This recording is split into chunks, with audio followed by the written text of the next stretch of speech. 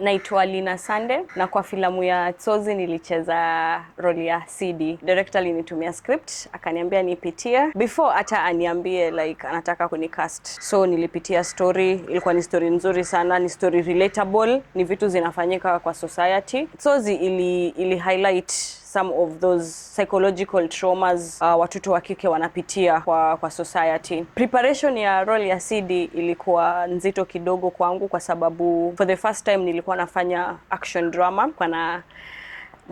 Kwa mkono ilikuwa inataka energy, ilikuwa inataka a lot of physicality, na ilibidi prepare by kufanya workouts, kufanya research yangu ya detectives, wanakaa vipi, wanajibeba aje, postures zao ziko aje, na mtu mwenye amepitia pia psychological trauma ana behave aje. So hizo ni vitu ambavyo nilifanya kufanya the role ikue the role venye director alikuwa anataka. Watu ambao nilifanya nao kazi si watu wageni, ni watu nimefanya nao kazi zingine. Kuna watu tumefanya nao international films kama huyo lead character mwenzangu Hamud, Said Muksim. I had a really good time with everyone else. For the first time nilikastiwa na mdogo wangu, a young CD. So ilikuwa ni vizuri, it was a good experience.